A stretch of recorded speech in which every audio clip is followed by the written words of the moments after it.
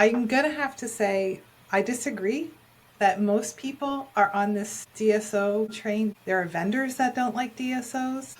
And there are, of course, also solar practitioners who don't like DSOs. And so there is still a massive portion of the dental space that does not like DSOs. I don't want to give it away where we were. We were somewhere. It was a dental event. It was not a DSO event. And they made it known that I was on a lonely island. And some fairly influential people have told me, again, from the dental space, that group dentistry now is too pro DSO. I know you don't want to disclose who it was, but when you say influential people, you can imagine kind of on the organized dentistry side of things.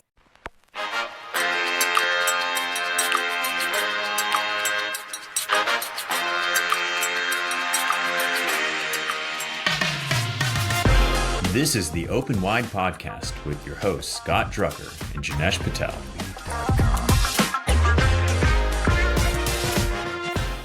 All right, everyone. Welcome back to another episode of the Open Wide Podcast. I am your co-host, Scott Drucker, here with my co-host, Janesh Patel. And we've got two amazing guests on the line with us already. We've got Bill Neumann and Kim Larson of Group Dentistry Now. And Janesh, I'm going to kick things over to you to start out our intros here. Yeah, I'm excited about this conversation. I've known Bill and Kim in the industry since I've been in it, so it's just fun to have them on the podcast and get their perspective on a lot of these items that we have. But to introduce those that don't know Bill, which would be few and far between in my mind, but Bill Neumann is a seasoned veteran in the dental industry. He boasts 2 decades of comprehensive experience across various facets, currently serving as a DSO consultant and Chief Executive Officer of Group Dentistry Now, and joined DSO. Bill has significantly contributed to the industry's evolution. As a pioneer figure, Bill co-founded Efficiency in Group Practice and the first print publication dedicated to DSOs.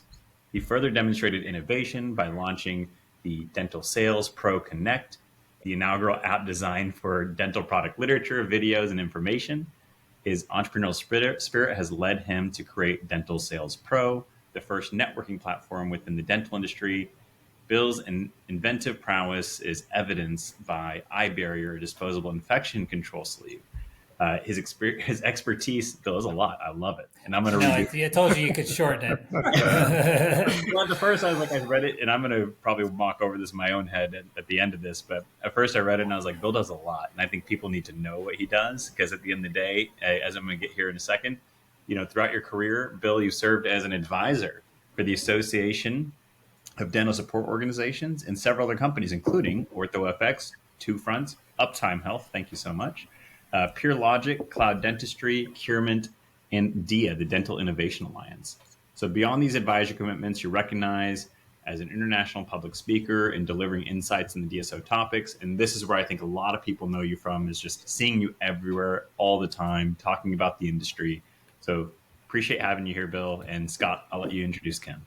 Yeah, sure. I feel like Kim's intro is similar, and these two sort of hide a ton of things they do behind this facade of the publication in the DSO world. There's a lot to unpack here. So we'll get to it in a moment. So driven by her entrepreneurial spirit, Kim Larson played a pivotal role in creating Dental Sales Pro, the dental industry's first networking platform. In 2014, Kim identified a significant void in digital publications dedicated to the DSO and group practice sectors, leading her to co-found Group Dentistry Now, or GDN, as Chief Marketing Officer till 2021. And then she's since transitioned over to the role of COO, or Chief Operating Officer.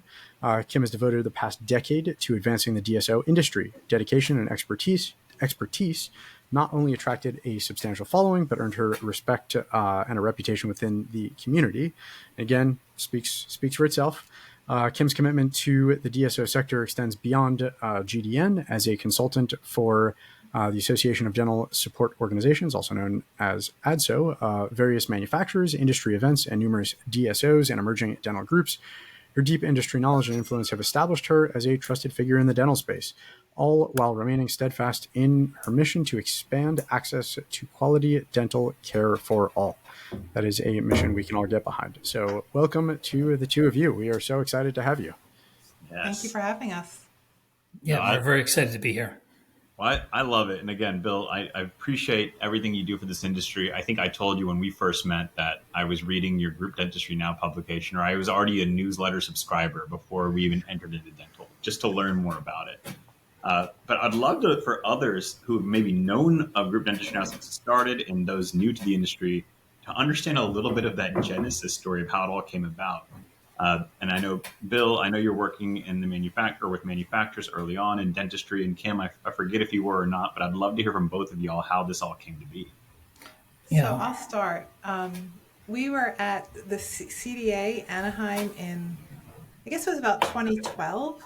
And a lot of the people on the floor were talking about dental groups. DSO wasn't even a term, an acronym that we were using at the time. So they were talking about dental groups, and they saw the industry sort of going in that direction. So I went onto the computer and I researched dental groups, and the only thing I could find about them was awful.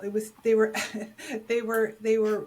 any information were just ripping them apart. So I thought, well, if the healthcare industry, if the medical industry's already gone this way, and dental is going this way, there has to be redeeming qualities about it for sure. So that's when we decided to start this digital version of Group Dentistry Now. And at the beginning, sort of just every day I would sit down to write an article, and I would literally be taking crumbs of information and finding scraps and putting together articles. And it was very difficult at the beginning because at that time, a lot of the dental groups didn't really want exposure. They didn't want people to, if they had practices that were non-branded, they didn't want people to know that they were part of a corporate dentistry organization. So we really had a lot of work to do. And in 2014, we started the website.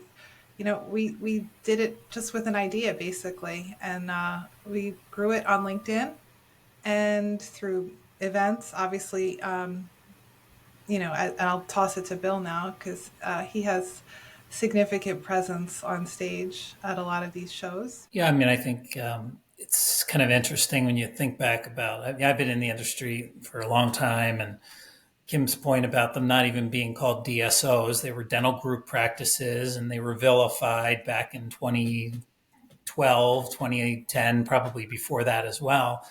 And there wasn't really a positive voice for the industry. Anything that was out there, and Kim's right, was negative. It was, people, dentists, solo practitioners for the most part, bashing DSOs, and some of it was justified. Group practices, right? I said DSO; they weren't a DSO then. Some of it was justified for sure, but a lot of it wasn't. And so, I mean, Kim and I kind of looked at the opportunity to say, well, this has already happened in other healthcare verticals. It's probably going to happen here. We always talk about, and Scott being a dentist, I'm sure you probably have heard, dentistry is different, and it is, but maybe we're a little slower to adapt. But things that happen in other verticals tend to eventually hit dentistry.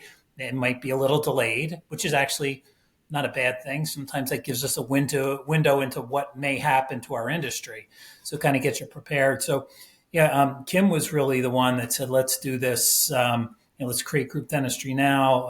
I was working at the time for a medical publisher, and we were doing a lot of things in print. And even in 2010 and 2011, people weren't reading magazines. And I said, well, if we're going to do something like this, no print, extremely expensive.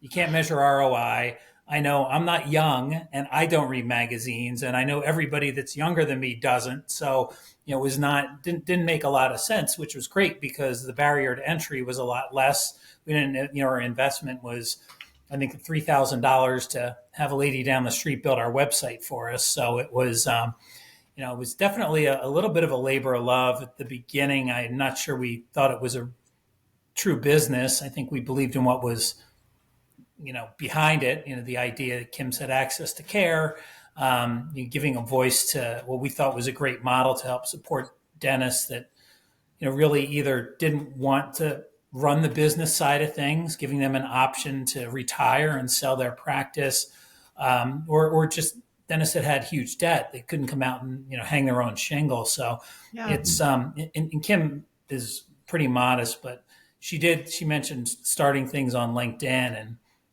I think she started her LinkedIn profile in 2014. I think I had mine back when LinkedIn started in whatever it was, 2007 or 2008. And she surpassed the number of connections I had within like a year and is now maxed out with 30,000 connections. You're maxed out. Kim, I'm going to let you explain this because you know how to do LinkedIn better than I do. Well, yeah, LinkedIn it's been a really important part of growing our business. But in the 10 years that we've been doing 10 plus years by this point, that we've been working on group dentistry, now we've seen the industry change so much. The evolution has been incredible. Back in the beginning, you'll hear Rick Workman and people like that, the OG DSO people, they had death threats, and we never received a death threat, but people were online attacking us, and I was very worried, and I thought, I have small children, I don't know if we should continue this, because they were very aggressive. They were calling us all sorts of names, and so we made the decision to continue. But you have to dig down deep and figure out, why are we doing this? And for me personally, it was to increase access to care for all. So many people in rural America or in inner city America don't have access to dentists, where DSOs or dental groups, they can actually move into those areas. They can service those areas. There's all sorts of creative ways of doing that. And mobile dentistry, of course, we're seeing that being an alternative as well. So I wanted to be behind helping people get, especially children, the most vulnerable, get access to dental care. And so on those days where they were coming for us at the beginning, I had to keep remembering my why, which was to increase access to care. Now, of course, everything is completely different now. In such a short period of time, we've seen such an incredible transition. Vendors want to get into the market. We have thousands of DSOs now.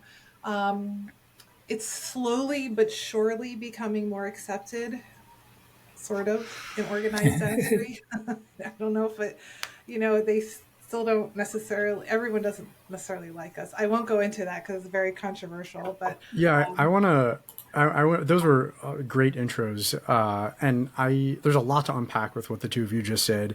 We can talk about access to care. We can talk about, we'll call it the stigma around organized or corporate, or, your whatever term you choose, dentistry. I want to start, if we can, if you could tell us a little bit about this organization that you, it sounds like you started in 2014-ish, so about a decade ago. It's right around the time I came out of dental school. So I graduated in 13. And it's funny, some of the things you're mentioning ring so true, because the acronym DSO was like a bad word, right? It was like, it had such a negative stigma to it when I was coming out of school. But tell us a little bit about the progress you've made to date over the past decade. How big is the team? How many authors, contributors are there? How many salespeople or operations people? Like what does the GDN organization look like today? So yeah, it's interesting. We don't always like to disclose everything, but I'll tell you. Whatever you're no. This is a great question. So yeah, we started off. It was Kim and I, and really, you kind of look at it. We have the titles that we have, and Kim's has been adjusted since then. She was, I think, chief marketing officer at one point, and she's more operations, which means just about everything. Operations is the person that really does everything. And then COO, I'm more I have your sales role. She has your more operations marketing role. I think that's probably kind of the best way to divvy things up. We have some 1099s that we work with. We have, we do a lot of podcasts like you do. We have a producer that does that for us. We have quite a few contributors. But we do have an educational arm now as well, and we could talk about that. That's relatively new if you want to kind of touch on that. But we've kept the team very, very lean. So it's really Kim and myself doing still a lot of things. We've unburdened ourselves with the things that we just don't like to do. You kind of get pulled into some things, that there are things that you have to do when you're running a small business. It's so interesting. Yeah, I feel like there was almost hesitation there, but I think from where Janesh and I sit as entrepreneurs, as startup founders, like all the more respect if you can keep your team lean and have grown and have gained such an audience and place in the market. Like, that's amazing. Like, all the power to you, right? Yeah. Well, yeah. Sometimes we wish maybe we gave more people duties and opportunities. So but it is. We've been able to scale with a small team, and we outsource as much as we can. I mean, that's just been the way. It's always been looked at the business as working for a traditional publisher way back when. And looking at the margins there, and then kind of looking at the margins that we enjoy, and saying, you know what, as long as we can keep the margins really high and be as efficient as we can. And with things like technology now, you can do that. I mean, it's amazing what you can do. Even for instance, and this is really one of the benefits of AI. You know, we were using a transcription service, which was extremely expensive, and they did a great job. And was when we were transcribing things for our podcast, and we switched to AI, and I would say we cut our costs probably a tenth of what we were spending to have people do it. And is it as good?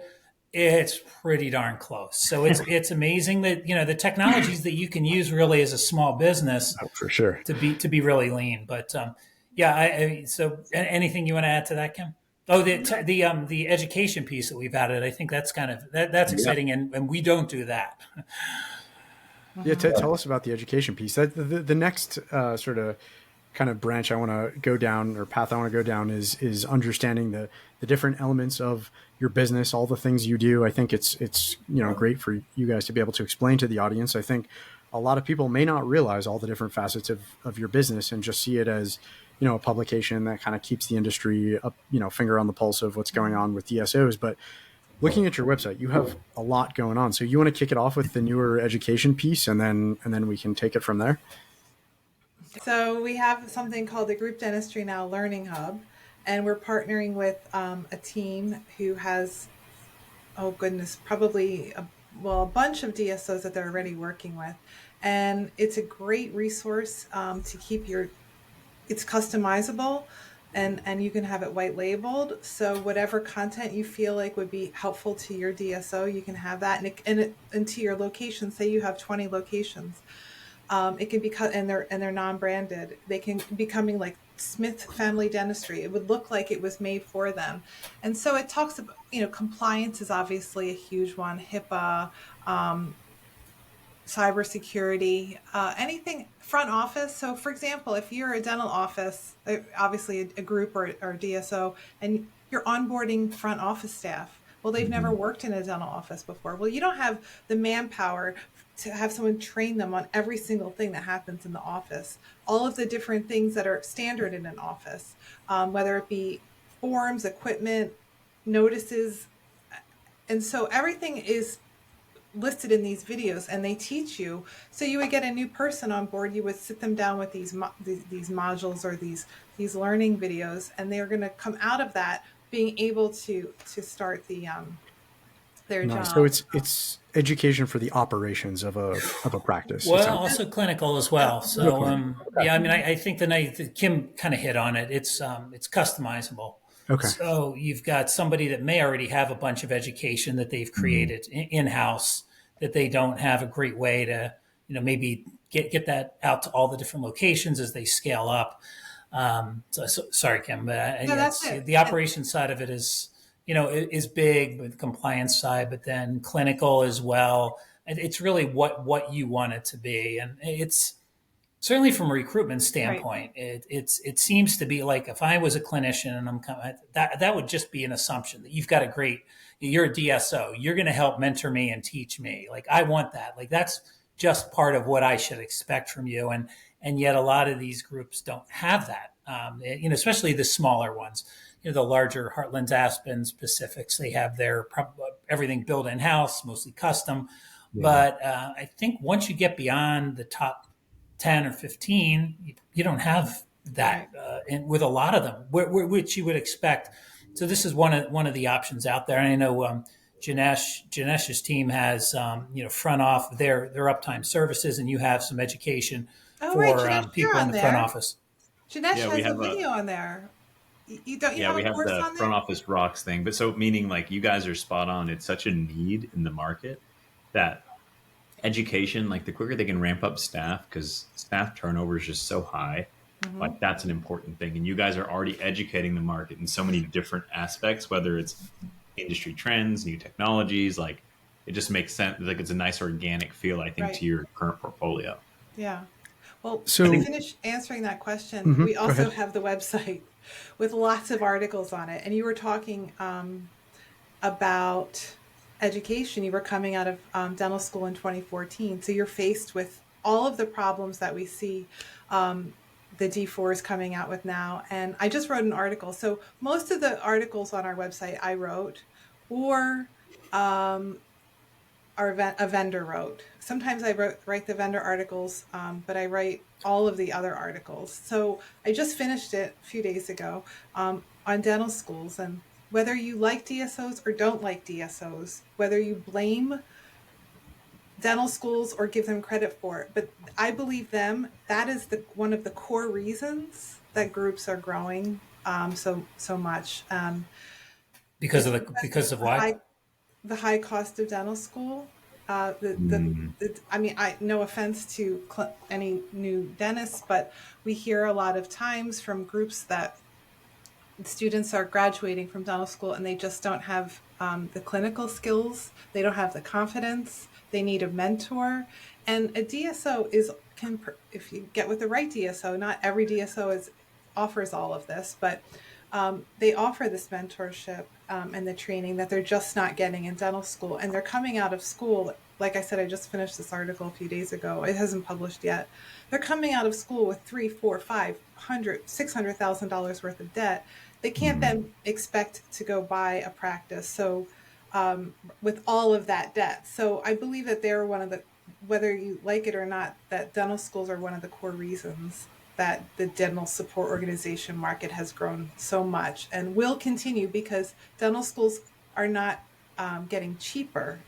They're getting more expensive every year. And so yeah. it's a you don't have to, and the nice thing is you don't have to stay with the DSO if you don't want to. You can come out for a year or two, work for them, train, get some of your loans paid off, and then go open up your own office, hang your own shingle. But some people stay Yeah. with it forever. And we see that in dental schools, a lot of women, I don't know if it's like 60 some percent or something like that of graduates are females, and maybe they don't want to work 5 days a week all day as a clinician, and then at 5 o'clock start working on their HR, accounting, technology issues, equipment problems. They don't want to deal with all of this. They want to pick up their kids from school at 3 o'clock and get home. So a DSO can help with all of that. So That's true. Adds that flexibility and the protection that people need sometimes.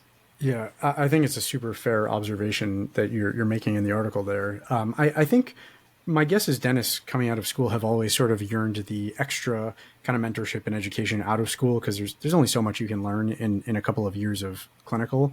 But the financial factor, the truth on the ground has changed dramatically, with debt levels just having skyrocketed. And yeah, no, very, very, very few practitioners right out of school can want to even tolerate the thought of potentially taking on a loan beyond what they've already taken on for school to finance the purchase of a practice. Like, it's just, yeah, it's just not a practical thing. So yeah, that the ballooning costs of dental school, kind of, yeah, coupled with older practitioners that then just don't have a buying market to take the practice off of their hands and continue it, that right. will lead to consolidation. It seems natural, to like an obvious sort of progression to me. I'm curious if I want to take a little bit of a deeper dive into group dentistry now, before we talk a little bit about some of the DSO specific stuff. I know you guys do a lot. So aside from the publication, that you have all the articles online, this educational platform you now have, you guys have your own podcast that you do an amazing job at, and are like almost 200 episodes in or something. We're the number one You've DSO got, podcast, there you go. According to Google Yeah, according to Google. and Kim's SEO work. amazing. We so you've got that. You've got judging from what I can tell on the site, you do a bunch of consulting for DSOs, for manufacturers, for distributors. You offer some financial services to DSOs. It looks like you may also have a practice brokerage sort of thing where you can help practitioners looking to retire find a home for their DSO. It seems like some of that content's up. So we'd love to kind of hear the breakdown of I guess the effort of the business. And then I want to take that one step further with whatever you're comfortable sharing with I'll say sort of revenue pie of the business. What amount comes from each of, or what percentage I should say, comes from each of those different segments versus the traditional advertising dollars that your sponsors will, pay you to have their ads or their, co-written articles up with you. So what comes from, what part of the business revenue is the traditional advertising and marketing, and what piece is all of the other consulting and financial consulting and et cetera? Well, can we get everybody to sign an NDA online right now, and then we'll know. But just give me a second. Okay, done. Go ahead. All right, good. So you're right. So the model, group dentistry now, is really advertising driven, advertiser driven, and it still is. I would say I don't have the exact percentages, but I do the accounting work as well. So it's another job that I have, which I'd love to offload, but I do that. I would say the majority is still advertiser driven, and it's one of those interesting things. And Kim and I talk about it often. As a small business, and as you scale up, you have opportunities, and you look at, and they tend, in a market like this, it's consolidating and it's growing, right? So the industry's consolidating, and it's consolidating towards what we're focused on, the DSOs. So that part's growing.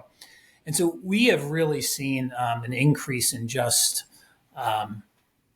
interest from companies that maybe were traditionally marketing to solo practitioners, but are now trying to figure out the DSO space. And so they're coming to us, and some of our role is consulting, like you had mentioned. We consult with distributors and manufacturers, and then we also consult with some DSOs. That's a small percentage. I would say if you kind of look at that 80-20 rule, 80% is that traditional publication, all digital, podcasts, webinars, content, banner ads, you name it. That's the advertising side of it. And that's 80%. And the other 20% is a combination of everything you mentioned, which is right now education is brand new for us. We see that continuing to grow. So I think that's going to grow. There's a huge need. It's a longer sales cycle, so it takes a while to get DSOs. Like DSOs have long sales cycles for everything. And I think education is another thing they all know that they need, but they don't necessarily want. So they know they need it, but they don't have to have it, I guess. Even though that's, from a recruitment standpoint, it makes sense. So I think we see growth everywhere. We continue to see growth, which we didn't think we would, in advertising. So advertising, that interest continues to grow. So it's 80-20. Consulting's big. It kind of comes in waves, like a lot of things. You mentioned the brokerage side of things. We're not a traditional broker. We're more of what I would call a matchmaker. We're making connections. We're not looking at anybody's books, but we know people, and we just connect them, and then sometimes we get paid on that, a referral fee. But that's kind of the extent of that. So this website and these 1,200 articles, most of which Kim has contributed to or written, is really is where things started. Everything kind of starts there. People find us, like Janesh did, looking up DSO information, and then inevitably people have questions, and if we can't help them, we know people that can. Hopefully that answers that. That was great. I love like a lot of the facets you get, and it feels like you see a need based on even the story and the genesis of group dentistry now. It was, you went to CDA, you realized there was a void in the market, and you jumped on it. Then Kim realized like people suck at marketing in this industry, so she jumped on it. And then SEO, like it feels like you guys are always on these like trends, and I appreciate that you are also talking about trends in the DSO space. I have a fun little question in the meantime. I don't know if you guys remember that app called Clubhouse that came out during COVID that everyone was on. Did you guys have any presence there during that frenzy that was happening? I think for a solid 6 months, and then it just died away. Do you even know what it is, Kim? Because I know Kim No. wasn't involved in it. Okay, if you didn't, it was just one of those things. You're always on the forefront of these things. I jumped on there because I saw some people, kind of play. And there were some dental groups that were involved, and I was just more a fly on the wall, wondering what was going on. And I thought, okay, like this is great, but you can't see anybody, and it was interesting. I just didn't know. You kind of look at things like that and you go, whoa, boy, if Facebook wanted to do this, or if X, or at the time Twitter wanted to do it, which inevitably they kind of have, it just didn't seem like as a standalone, it really had a lot of legs to it. But it was certainly, I like the community aspect of it. I mean, I certainly enjoy that. And I think, you can see that really Facebook groups to a degree does that. I think one of the challenges with any of those platforms, and again, this really wasn't the question, and this is why we never had a Facebook group or have done things like that, is you don't own it. So if you're spending all this time and energy, and you could kind of go to Facebook groups because of there are a lot of dentist Facebook groups out there. At the end of the day, if Meta wants to change things and start to charge a membership fee for that or whatever, it's not yours, it's theirs. It's their property, and it's always been a hesitation of ours. So we wanted to try and, to a large degree, control our own destiny and not be beholden to the technocrats, so to speak. Oh yeah, no, I love it. I mean, I also know you guys have a podcast. You're on all these other medias. That was one that I even was a fly on the wall for that app for probably 2 or 3 things, and I was like, I don't know if this is going to take off. But funny that you guys didn't put anything on there, because it also shows that you can read trends correctly. Because that thing died 6 months, I think, after it blew up and was that was quick. Yeah, everyone went back to work basically. It was like a quick up and down after COVID. It's true. Yeah, everyone went back to work. So speaking of trends, being the leading publication in the space, and basically pioneering it from everything I know as a new insider to this world, and so I'd love to just get your perspectives on, one, how the media part of DSOs has changed. It's now becoming less taboo. I think it's to the point where people can talk about it. No one really has any gut reaction, but who knows? Again, I've been wrong many of times. But then I also want to learn what other trends outside just the media publication that you're just seeing holistically about topics that you're always seeing brought to you, maybe more often than you've seen in the past. It's a 2-pronged question, but I'd love to learn both, because I know I'm on the media side. I really am curious to see what you guys have to say. Well, I'll take the first part of that, because I'm going to have to say I disagree that most people are on this DSO train. They are not. There is a whole big portion of dentistry that still feels like they did, like a lot of other people did 10 years ago. There are vendors that don't like DSOs. There are reasons that they don't like DSOs. And margin compression is a big reason. They don't want to have to do the customer service right? Janesh, just kind of ties into your business too. Right, understood. And there are, of course, also solo practitioners who don't like DSOs. And so there is still a massive portion of the dental space that does not like DSOs. Do we have to be embarrassed as much in front of them, or not embarrassed, but feel like they're going to attack us? Maybe not as much as before, but we were somewhere at a demo. Janesh was there too. He just wasn't there during the attack.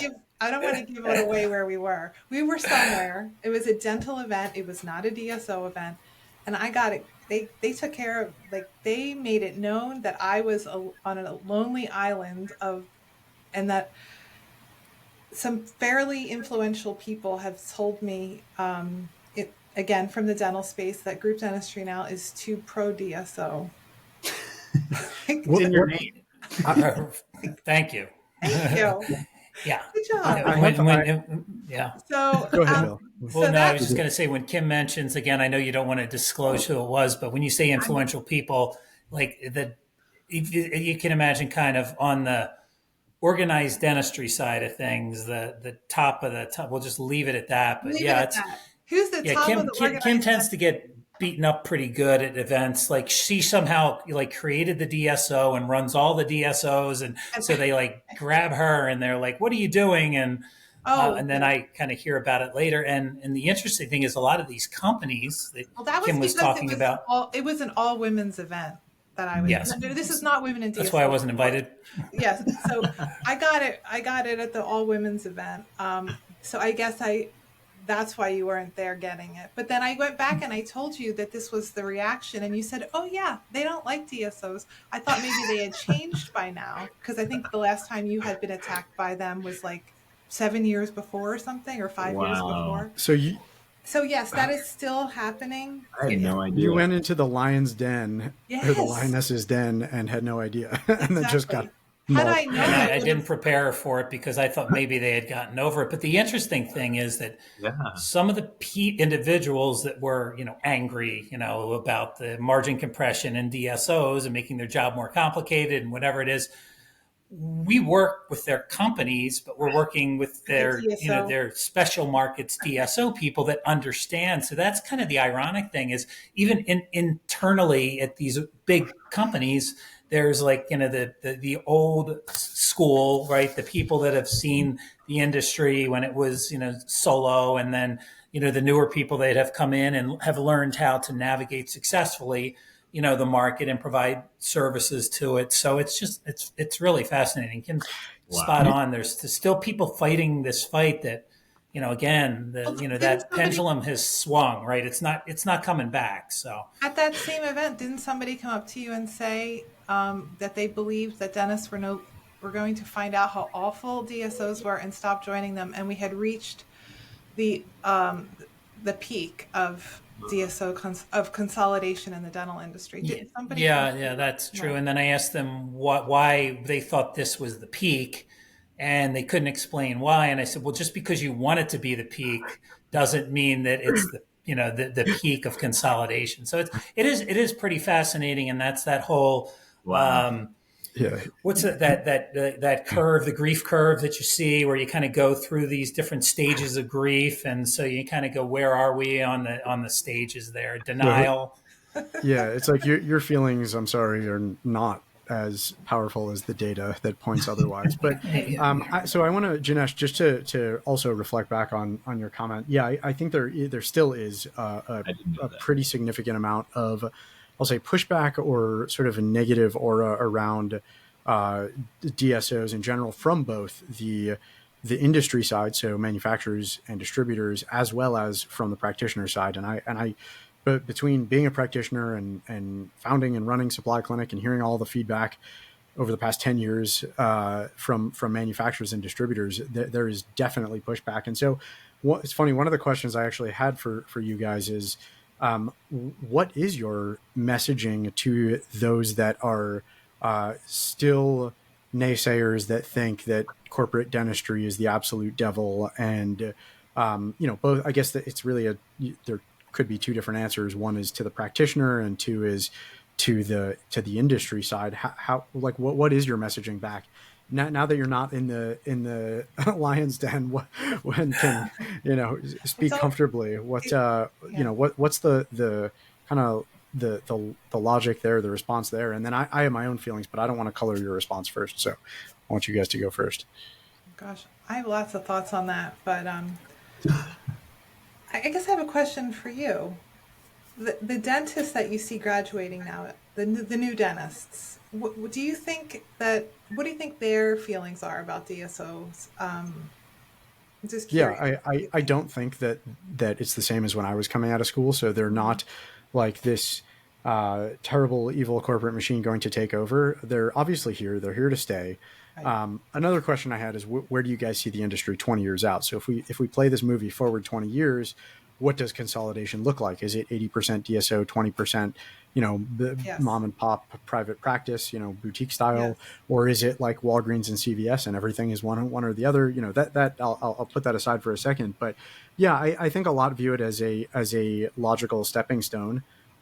So Kim, you kind of alluded to this earlier. Some go into work they have a ton of debt to pay back.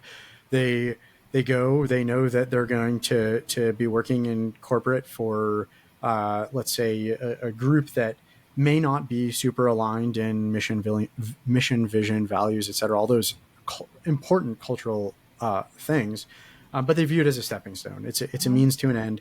They may want to go, buy a practice 10 years out. They may want to, maybe they'll like the sort of DSO environment. Maybe they end up at a really good one. I don't think it's viewed the same way. I think it's kind of just a step on the path, and others say, hey, maybe it's great. I'll tell one I want to work 3 days a week and raise my young family, and that's a perfectly reasonable approach as well. Like, absolutely nothing wrong with that, and not have to deal with all the headaches of running a practice or buying in as an associate to practice ownership or what have you. But yeah, I'm curious. I have my thoughts, but Bill or Kim, either one, if you want to, what is the messaging to there? I mean, I think there are podcasts about I don't want to give any airtime to those I don't necessarily agree with, but the evil DSO as the name of a podcast, right. That kind of thing. What's the response there? Well, there's always going to be, I believe that there's always going to be room for the solo practitioner, right?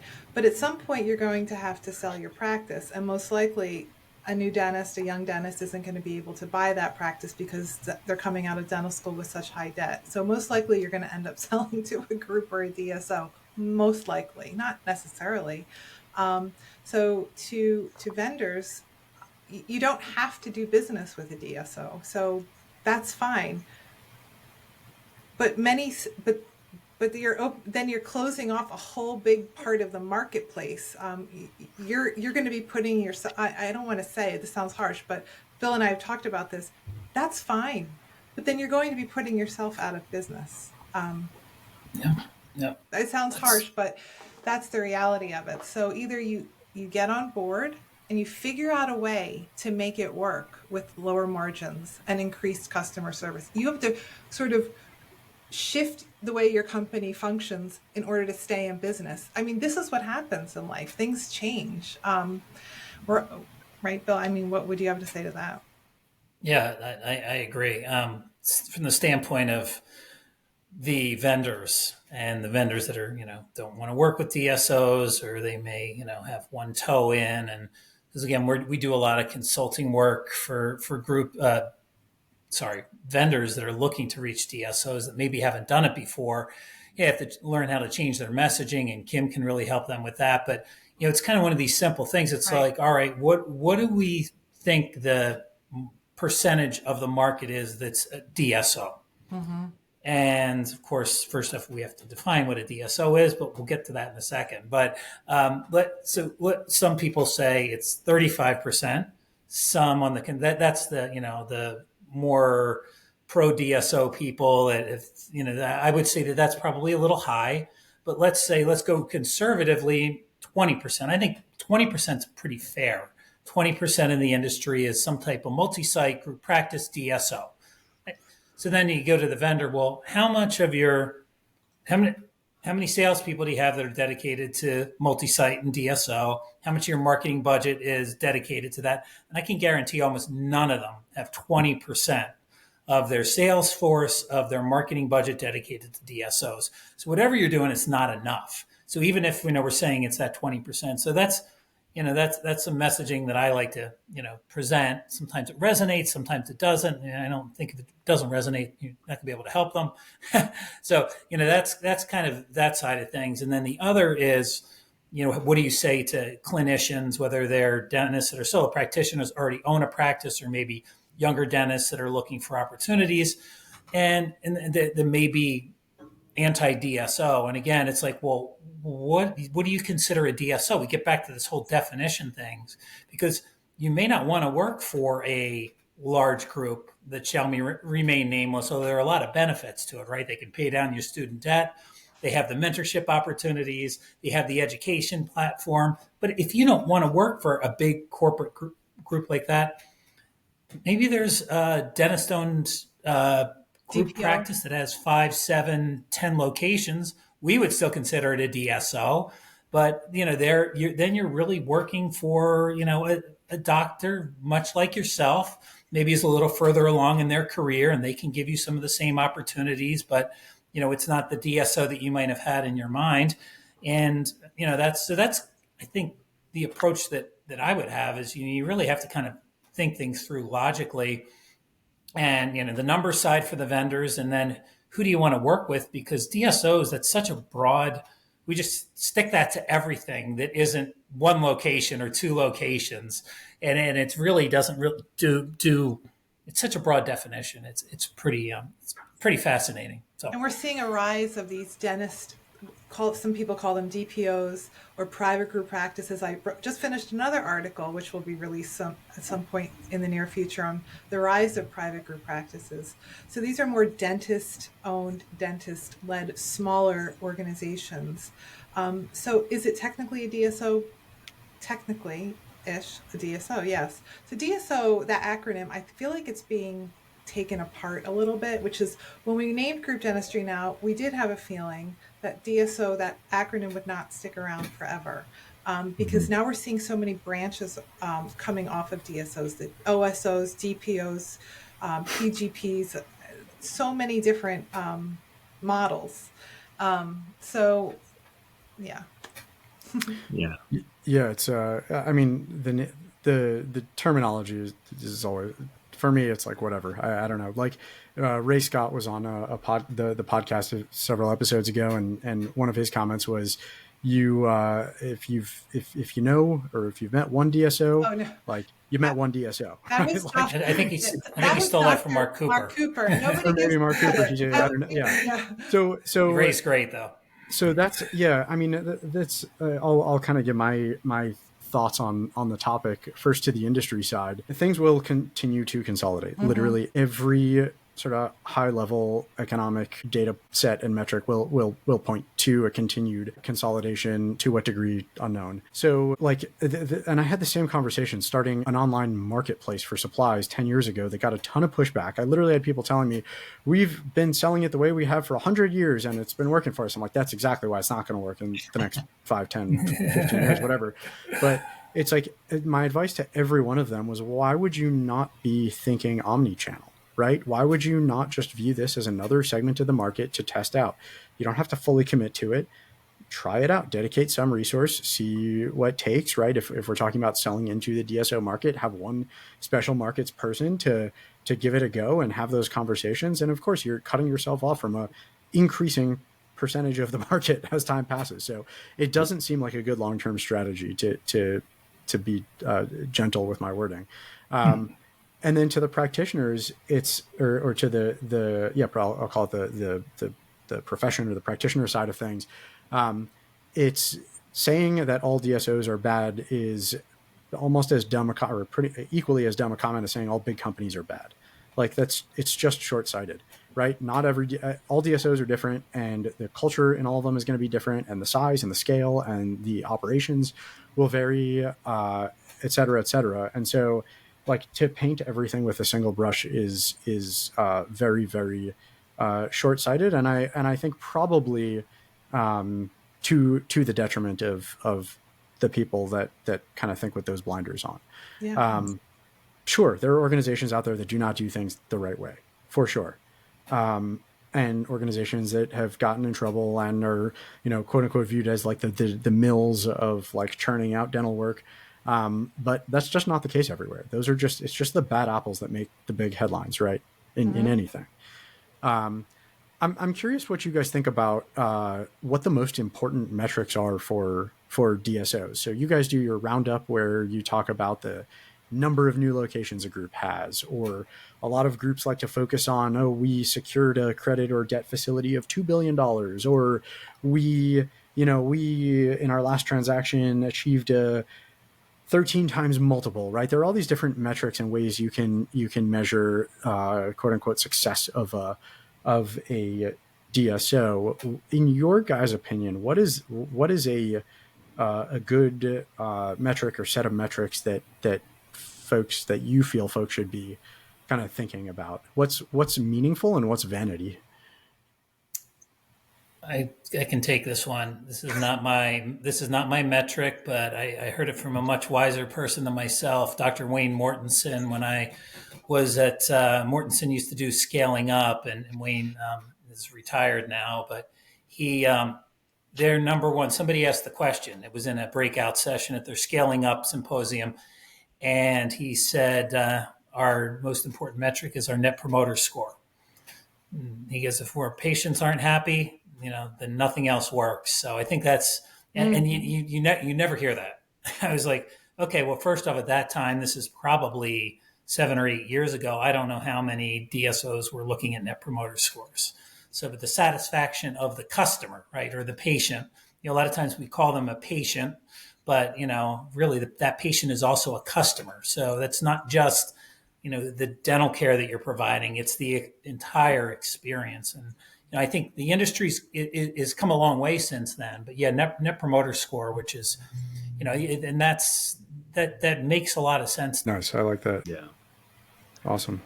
I like it. You're right. It's like one of those things that you don't hear a lot of healthcare providers utilize. Like we use it all the time in like software and tech and like NPS. What's your NPS? Like it just seems to be like a very common thing, but healthcare services is completely different. And post-COVID, we saw an explosion in, well, it depends what you consider post-COVID. So COVID/post-COVID, it was all about locations. They just wanted to grow by location acquisition.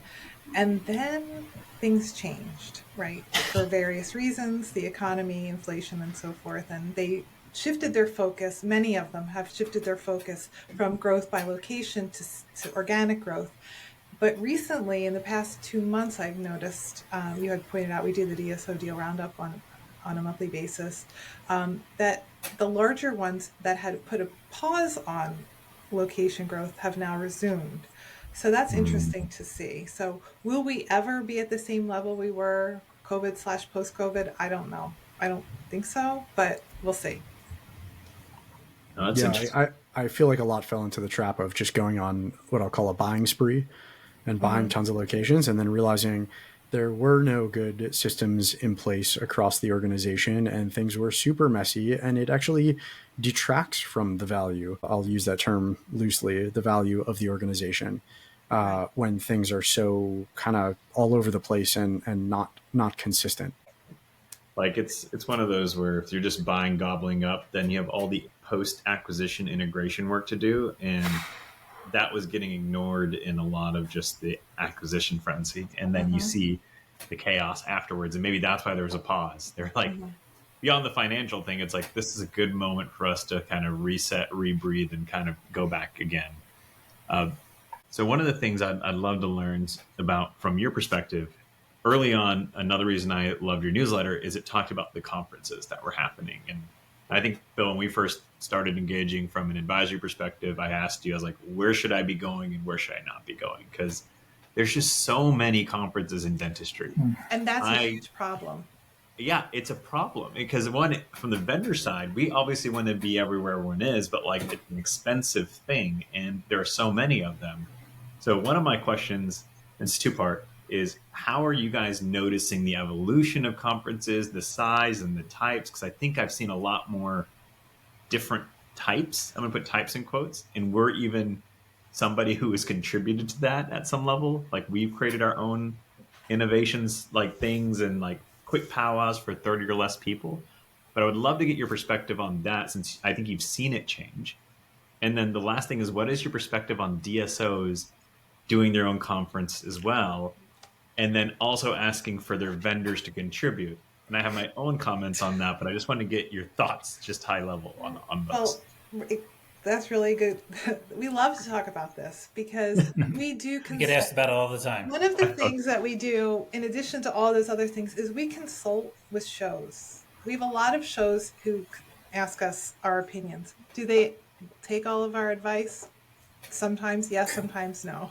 But the problem isn't just the number of DSO conferences. It's that now DSOs have their own partner meetings. And yes, they want their vendors to be there. So it's not just that we have too many DSO conferences, which we do. There are so many. People have often asked us, you should have your own show.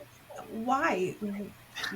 when there are so many that it's flooded with shows, and these shows that we consult with a lot of shows, but regardless of not of whether or not we consult with them, we see that they struggle with getting DSOs and vendors there now.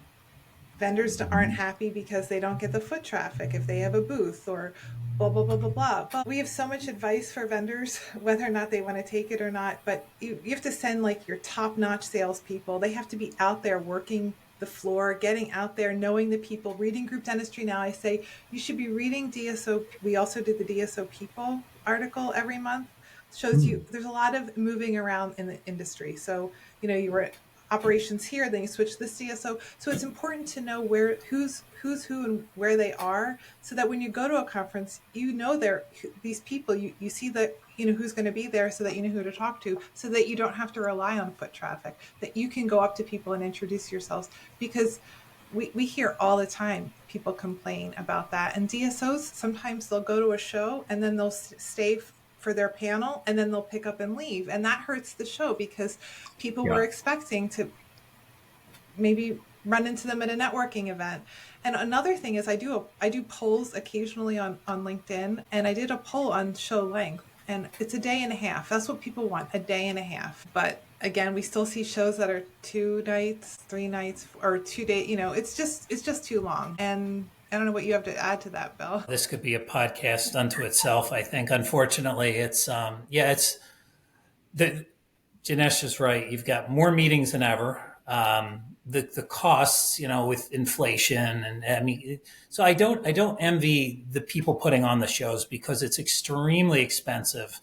The food, the hotels are expensive. Everything is expensive. The AV, the food is astronomical. In order to be able to even break even on these shows, because people go, oh my gosh, it's so expensive to go to this meeting. There's a reason. It's not like, the organization's taking all that money and walking away with it. I mean, there is so much that they have to pay out. It's a really low margin business to run events. And, if you're not careful, you could lose a lot of money if you don't get the right amount of people to the event. So I think it's a real challenge, and I don't envy the people that are running the shows. I know there's other motives for it if you have a company and you provide services. But I think that there are certain shows that are going to always be pretty successful. And I think that, we could certainly mention Dykema. Dykema is one that seems to be like the go-to one. I think a lot of people still go to the ADSO. That's one that can be pretty expensive. So can Dykema. But I think, you don't necessarily have to have a booth. There are others out there like AADGP, you have DEO with their meeting, which I think seems like it's a little bit more geared to solos now. You've got, of course, DSO Leadership Summit. What's that? I was going to say the one where we present our awards. Yeah, the DSO Leadership Summit, which is the emerging group. So everybody's trying to kind of find their niche and do things a little bit differently. One of the other things is you have some of the times it's the same exact speakers at every single event. And I think, if there's anybody that runs a show here, you got to stop that. You've got to get new speakers. You cannot have the same people all the time. I mean, it's like, I just don't know. There's plenty of really qualified people out there, clinicians, DSO leaders, vendors that have not been heard from before. Here's some different voices. And one of our favorites is Dental Forum. That's a small show. Yeah. They're known for doing this. They do speed networking really, really well. We actually participated one year in the speed networking event, and that was really fruitful for us. But it doesn't mean bigger doesn't necessarily mean better. That's a small, intimate show, and you really get to know people at that show. You're not going to leave that show not having spoken to the people you want to speak to, even if you haven't matched with them for the speed networking portion of it. They offer a lot of downtime and networking events so that you can get to whoever you need to get to. And a lot of times at these events, Bill and I are there, or Bill, or sometimes me, and we are always introducing people that we work with to DSOs. So that kind of helps. We kind of consider ourselves to be connectors, sort of matching people up. Yeah, I just don't think it's an easy thing by anybody's, like on any side of the equation. It's just one of those things that, like, coming from medical to dental, there just weren't that many shows, especially the way that dentistry does it. And so that was a new thing just for me to learn. But also, like you guys said, it's not even just the expense of getting people there. It's, you can do it differently. You can attend only, you can get a booth, which can be expensive.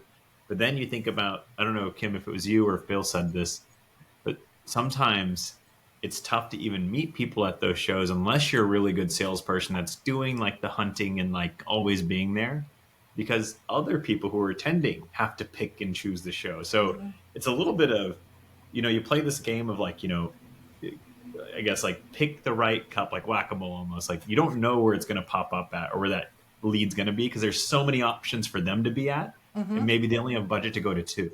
Yep. And there's so many options for us to go up. Maybe we only have budget to go to 8. So you hope you overlap on one of those. And sometimes you just whiff an entire year trying to find that one person. So I think it's just been a tough go for everyone all around in my mind. Yeah. I think 25, I think things it's going to be hearing from vendors and DSOs. I think people are going to be more selective about where they go. And everybody was locked up for a year and a half. And so everybody, once everything opened back up after COVID, they were shot out of a cannon, went to every single meeting. That lasted for about a year. Costs went up, more meetings came in. And so now you've got this. I think next year you're going to start to see meetings change a little bit. We know that, AADGP is reinventing themselves, trying to be a little bit more of a workshop. I think you're going to see other meetings do similar things in order to be just more meaningful and different, which is a good thing. And then Janesh mentioned the point, and you mentioned it too, Kim. The DSOs have their own events, and hey, $10,000, $30,000, come and sponsor. And I would hope there's some DSOs listening that can just be sensitive to the fact that, there are a lot of DSOs reaching out to vendors and they can't do all of the meetings. And it's a real challenge. I mean, you want your vendor partners to be profitable. You want them to be, have time to actually, work and do. I mean, a lot of the companies are startup technology companies, smaller companies. And, again, I feel your pain with DSOs having their own events. And I think there should be some, and this should be the same thing for the regular meetings. There should be some onus on the people putting on the meeting that the vendors are going to get some value out of it. And whatever that is, how many people are going to be there? Do I get access to the list? If they're your dentist, that they're going to be, get them to my booth. If I'm going to have a booth, as somebody running a show, please get the attendees to my booth. I don't think that's asking a lot, and I don't see it happen much. So, yeah, I had to. Sorry, go Scott. I was just going to make the comment. I feel like if they want to freshen up the lecture circuit, they should bring on some podcast hosts as lecturers. I hear they make for really entertaining speakers. Go ahead, Janesh. Yeah. It's almost like, they do those live podcast events now you can go to for some of those more popular ones. Yep. Like I can see that being like a nice little stage day. But one of the things that you said, and the reason I wanted to bring up DSO doing their own shows as well, is whenever we first started getting our DSOs to sign up and come full ramp with us, almost immediately we were, hit with, we have our leadership, minimum is like 10K to come do this. And I respectfully wrote back, I won't name names because I think everyone's doing it, but I respectfully wrote back, I was like, I appreciate the opportunity just to continue to support you guys. My intention is to really make sure we have the best, most successful product for you guys, but we're a small company and a lot of our marketing dollars are going for new customer and client acquisition, so we can continue to provide the right support. And the part that frustrated me, obviously I was being very PC about I just can't spend dollars here, is these guys beat me up on price, just to get in their DSO. So I'm not even making the normal margins you would, where it would make it even easier. But the fact that you beat me down to here, and then you're asking me to give all the margin I've got back to you. And then I realize that you put out this article we're 100 million EBITDA, and yet you're beating me up. I'm just this is. How did they receive the letter? Same thing. Yeah. So it's one of those things. It is a little on our side. It's not that we don't want to. It's just almost an impossibility to say yes unless we are also at the same $500 million level that you guys are at. It's a Do good they point. Kim was respect- asking, how was that Yeah. letter received? No worries. Next time, next year. That's again. It was weird because that one happened. Then I had 5 others that happened within the same month, Yeah. and I was just and that's where I got in my own mental state. I was like, I don't know what's going on, but there's too many things happening, and I don't know where to spend my money. Yeah, you gotta appreciate though, the person who's trying to sell you the marketing package is definitely not the same person that beat you up on price for your software, right? Yeah. It's a But huge organization. It's frustrating. But that's the thing, Bill and Kim are saying is if you're listening, these are the things that are happening that you might not be privy to. And it's Totally. It's like a net zero game for anybody who's going to attend unless you're doing. Yeah, just got to provide value, just like we all do, right? I mean, we have to provide value, and we have I wouldn't say competition out there, but there are a lot of other publishers, and as the market consolidates, they're trying to figure out, hey, how do we get into the DSO space? And I think some have tried. I won't say how well they've been doing, but we just kind of have to keep at it with our relationships. And I think that's one thing that, again, we kind of feel that we stand out. Again, kind of back to a sales plug for what we do. But, Kim mentioned it. We're at meetings. We're at these meetings all the time, and we're making connections for our vendor partners that are our advertisers. And so it's not just, hey, buy a banner ad on our website or do a podcast with us. It's we're part of the industry. And I think it goes back to provide value. If you're a DSO and you're asking your vendor partners to come to a meeting, what kind of value are you going to provide the vendor? Do you ever think about that? Or are you just saying, well, because you get our business, we expect you to be there? Well, okay, that's not enough, I don't think. I think you have to provide some kind of value. And I think what we all try to do every single, year is kind of look at what value can we provide next year, and what more value we can provide. And then you really try and stand out. I have a couple fun questions for you guys, specific to GDN. First, I'll direct this one to you, Kim. What is the most popular piece of content that you guys put out on a regular basis? Is it the roundup, or what's what gets most viewership? So the most popular article of the year is the emerging groups to watch list that we put together. That comes out in, say, January, early February. So that is the most popular of the year.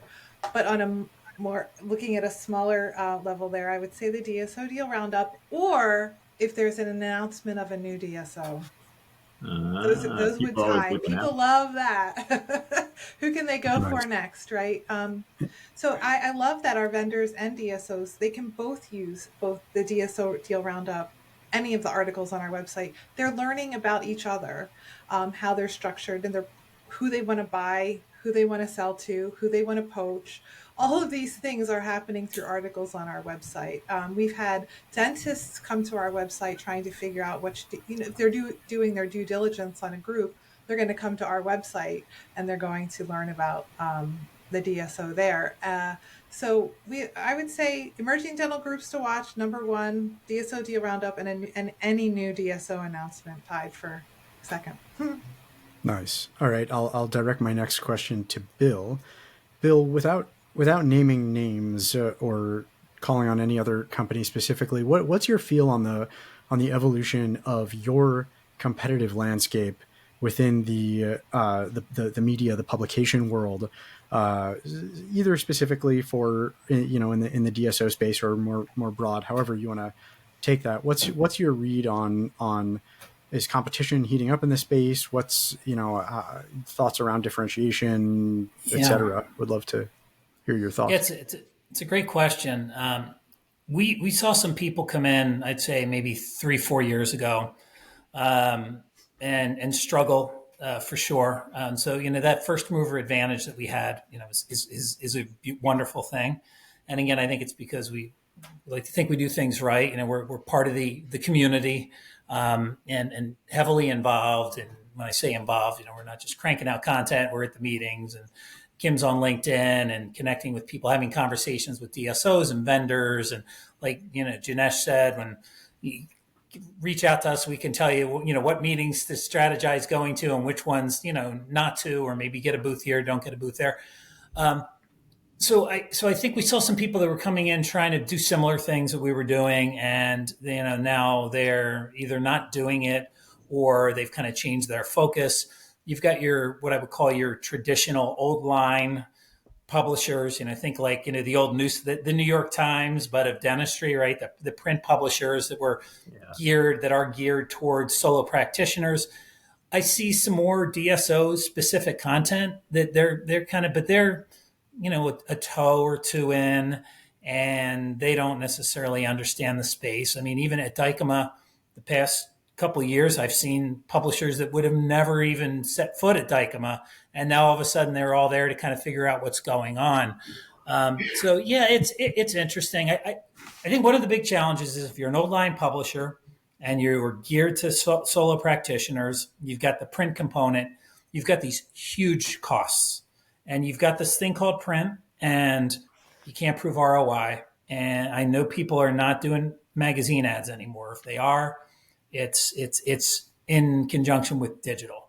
The fact that we don't have that is huge. It's really hard to kind of turn not only a model like that around to go digitally, but then change the focus of your audience from solo to DSO. So we're really we enjoy the competition. I think it's good to see what they're doing. We can always learn something from some others, but I'm happy to be thank you, Kim, digital only. And also I think the other challenge they have is they don't have the social media presence like Kim on LinkedIn. It's like there's nobody in the DSO space like Kim on LinkedIn. I mean, she's got no, you do. And that was your idea. So even if our newsletter, kind of blew up, hopefully it won't, but we stopped doing the newsletter, we still have, LinkedIn as a way to really communicate with the audience. So basically your competitors are all killing a ton of trees and you guys are just way better and we're first movers. Well, yeah. And I mean, and then they still don't know, they still don't understand the DSOs. They don't. Right. And they're to Bill's point, it's very difficult for them. They have had their entire body in the water of the dental industry, and now they're trying to dip a toe into the DSO space. How do you keep the dental people happy and appeal to? It's very difficult. I don't know how you can play both sides of the. I don't know what. Yeah. I don't know how you can play both sides like that. Yeah. The ADA went through that, right? What's that? I think they're still going through it. Yeah, the American Dental Association is tackling exactly this challenge. Starting to. I don't know if you had any other thoughts. Otherwise, I have one more question for the both of you. We could talk all day about this. This is what we talk about all the time. What's a piece of advice for both the industry side, so distributors and manufacturers, as well as separately to the we'll call it to the DSO audience, of something that most people in the space may not be paying attention to, but should be. So for the DSO side, everybody's looking at AI now. Everybody's looking at revenue cycle management. Everybody, there are all these like mega trends that are happening, but what's something that may not be on the radar of DSOs and then manufacturers or distributors that should be on their radar? Sure. Well, I mean, it's one of those interesting things. So, yeah, of course, technology is everywhere. I think if I had to say vendors, I would say please pay attention to the growth, what you're going to, and this has a lot to do with inflation. So we saw inflation. We saw some of the larger groups not acquiring practices. What I've seen is, and Kim can attest to this, are these doctors out there going, you know what, we can't just be solo practitioners anymore. We either need to create our own DSO, whatever we want to call it.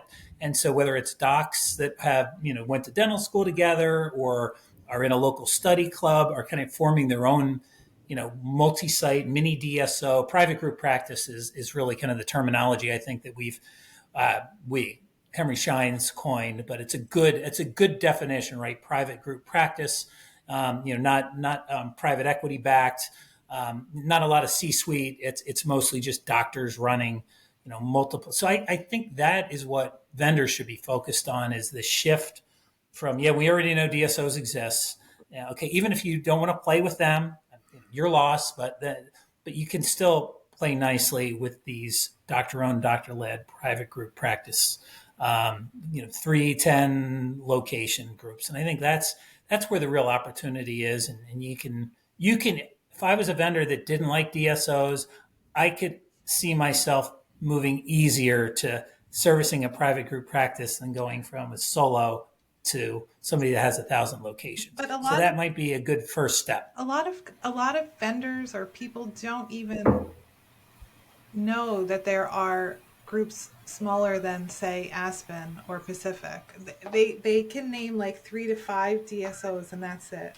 They don't even realize that there are thousands of groups, anywhere between 3 locations, all the way up. But they don't have any idea about that still. There's this really cool website, Group Dentistry now. They can check it out on, learn a little bit. They might be reading, and it's free, what we would consider to be like the more traditional dental mags or rags, whatever you want to call them. But with regard to DSOs, we're seeing obviously AI is big and things like that, like you were saying, but there's this whole huge trend towards specialty, the specialty market. So about 6 years ago or something like that, we wrote a course for a huge dental school, and the dean who we were working with on the course, who they give this course to all their D4s on DSOs. What's a DSO? What are the pros? What are the cons? All these things, because they wanted to educate their D4s. And I had a slide in there about specialty, and the dean said, absolutely not. There is no such thing as a specialty DSO, and there never will be. Okay. Anyhow. This is a little while back, but so here we are. And specialty is becoming bigger and bigger and bigger. And one of the reasons for that, 2 reasons, it's fairly pandemic proof and fairly recession proof. So we're seeing a lot of groups getting into their GP groups getting involved with specialty, or just totally specialty groups forming. Yeah. Yeah, it seems like such a crazy comment to make today, given the specialty space has evolved. Sure, it's a bit behind the GP space, but I mean, and many GP groups are getting more and more specialty, whatever casework done. What? Yeah, and it was pretty interesting. But I think I give the dean and the dental school credit, because a lot of them still don't even want to talk about DSOs. So I think at least they were forward thinking enough to do a course. So it's like it was baby steps there. It's fascinating. I've been sort of torn between that with a practitioner hat on, whether the better model is the pure specialty model, which for obvious operations reasons is much more streamlined, from sort of a multiple perspective is kind of sexier, more attractive. But the truly better customer/patient experience is just going to one place and being taken care of, whatever that means, right? And so I've sort of torn feelings about what the quote unquote better model is, but there's tremendous value to going to one place where you're seen by your GP and your hygienist for all the cleaning and restorative work, and then you have your specialist right there, or you have your GP who has been trained up to do the whatever, clear aligners or what have you. Like, that to me seems like a much better patient experience. What do I know? Agreed. So yeah, interesting how folks are evolving. Mm-hmm. And I feel like academia in the dental school setting will be one of the most conservative and slowest to evolve, but I don't know. Yep, absolutely. So they can deny DSOs. They can say that DSOs are awful, but they're setting up their students for this financial debt that is just drowning them. So, right. What do they expect is going to happen? I don't know. Yeah. Any thoughts or things you think that DSOs should have on their radar but don't, generally? or advice that you give that's commonly not taken? To vendor or DSO? To the DSO side. Yeah, I mean, I think that goes back to what we really invested a lot of our time and effort in this year is the educational platform. I mean, education, it's, again, going to go back really full circle here from what we discussed early on in the podcast is, this is an expectation. Again, it's not a, I think it's a have to have at this point, some type of educational platform, regardless of the size of your group. If you're looking to recruit new clinicians, if you're bringing in a new practice that was acquired into the fold. I mean, we heard, I think probably before the pandemic, it disappeared, but everybody was talking about culture, and all of a sudden the pandemic hits, culture goes out the window. But I mean, it is really, when you think about education, it is a culture builder. You have to look that mentorship that these young clinicians are really requiring, and it should be required and expected of a DSO. You can do a lot of this through an online platform as well as hands-on. And so I just think that is just it's something it's not as focused on as I think it should be. And we are seeing more groups starting to incorporate hands-on clinical education in their group. Not many, but we're starting to see it. Whether or not that, and another one is some of the larger groups are starting their own like hygiene schools, or they're contributing finances towards a school to add on a hygiene program. So they are being fed, obviously, I would assume they're being fed the hygienists and the assistants through these programs, which is brilliant because that's a huge issue, recruitment of hygienists and assistants. Scott asked the question, I think it was Scott or Janesh, I'm not sure, at the beginning of the podcast or somewhere at the beginning. It's been a great podcast, by the way. About where do you see the industry in 10 years or 20 years, I think is what you had said. It's going to be 80% consolidated. I don't have a crystal ball that goes out that far, but I would say that you kind of, to Kim's point, you do see that if you kind of look at the top 3 DSOs out there, by I guess size, you've got Heartland, you've got Aspen, and you have Pacific, and they all have different strategies. Which is kind of fascinating. And I think this is the reason I bring all this up, but this may be where the industry ends up, by one or multiple of their strategies. And so you have, Heartland, which is Kim was kind of pointing out, they have that huge investment in the dental school, right, at High Point. And then there was just that huge partnership. Was it a hygiene school, Kim, or was it an assisting school? I think it was hygiene, right? Assisting. Assisting. Okay. It was an assisting school. So you kind of have that where they're actually going, hey, we're not going to rely on everybody else to get us talent. We know talent's going to continue to be a challenge. We're going to make sure, we handle that ourselves. So they're working on that.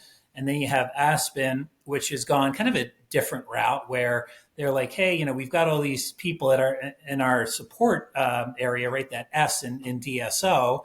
And let's go out and buy a med spa platform, a vet platform, and urgent care clinics. And then we can take all those people that are really good at procurement and, all the things that they're doing on the support side of things, and we can turn them on so they become really an HSO, right? A health support organization. So they kind of went down that path. And then you've got, who am I missing? Pacific, which is focused. They rebranded from PDS. Go ahead. Yeah, exactly right. So they used to be Pacific Dental Services. Now they're not Pacific Dental Services. They're PDS Health. So they're integrating with Memorial Care. That's definitely a new model. They're pushing for the oral systemic connection, as is the ADSO and the ADA. That's a whole other podcast topic right there. Right. We didn't touch on, but we do have to jump here. But thank you both so much for joining. This has been an awesome conversation. You guys are great guests, and thank you to everyone who tuned in to listen. Take care, guys. We will see you next time. Okay.